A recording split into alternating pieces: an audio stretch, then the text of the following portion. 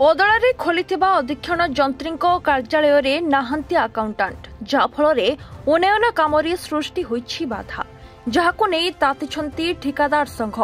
पदवी पूरण दाबी रे ओदला ग्राम्य उन्नयन विभाग कार्यालय रे धारणा रे बसिछंती ठिकादार कप्तिबदा उपखंड अधीन रे 4 गोटी ब्लॉक अंचल रे हेउछि विभिन्न उन्नयन काम हेले अधीक्षण जंत्रीଙ୍କ कार्यालय अनेक दाबी परे जदिबा उदला ठारे स्थापन हैला हेले ताहा कार्यकारी होई पारु नाही केवल अधीक्षण जंत्री नियुक्ति होइथिबा बेले अकाउंटेंट नथिबा कारणरू कार्यालय रे काम होई पारु नाही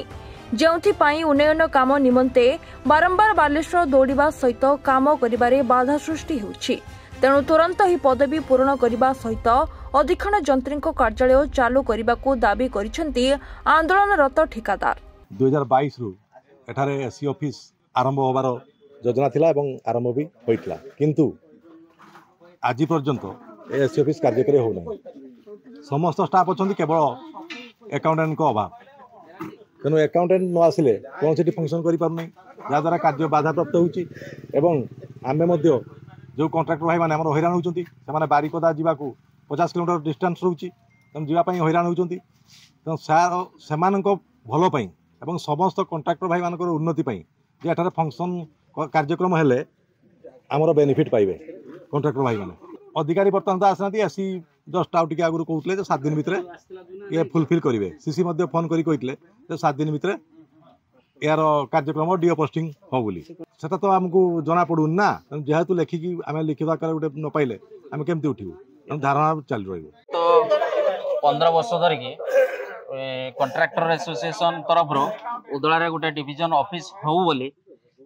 आमर प्रशासन क्षेत्र में एवं एमएलए को एवं आपनकर एमपी को बारंबार उदला कॉन्ट्रैक्टर एसोसिएशन निवेदन कर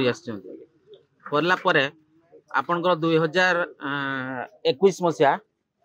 डिसेम्बर मास यह कैबिनेट रे पास है जे उदला रे गोटे डिविजनल ऑफिस हम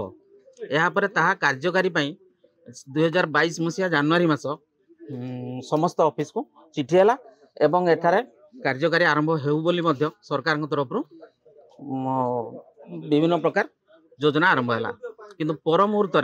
वर्तमान परिस्थिति एमती हो जाइए जे सबू सार माने एठारे अछंती एसी सार अछंती एक्जनर सार अछंती आपनकर केसीएफ सार मध्ये आछंती किंतु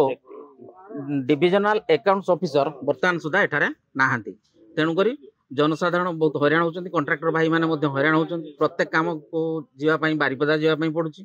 ता सहित सरकारଙ୍କର जो योजना सब अछि आपनकर प्रधानमंत्री रास्ता काम कहंतु मुख्यमंत्री रास्ता काम कहंतु एगुडी को बहुत डिले होची काम गुडारे जदि एठारे ऑफिस हे जाता ताने कार्यक्रम आगु को बहुत शीघ्र रास्ता गुड काम हो पारंता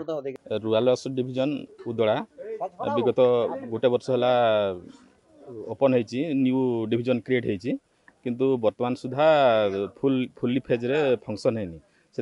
कॉन्ट्रैक्टर एसोसिएशन द्वारा स्ट्राइक करा होची आउ आश्वासन दूची हायर अथॉरिटी सहित डिस्कसन करके विदिन 1 सेप्टेम्बर भितर डीओ पोस्टिंग फुल फ्लेज रे कार्यक्रम हो सीटा केवल डीओ पोस्टिंग अकाउंटेंट जने पोस्टिंग बाकी था। ओदलारू दीपक मिश्र रिपोर्टर्स टुडे।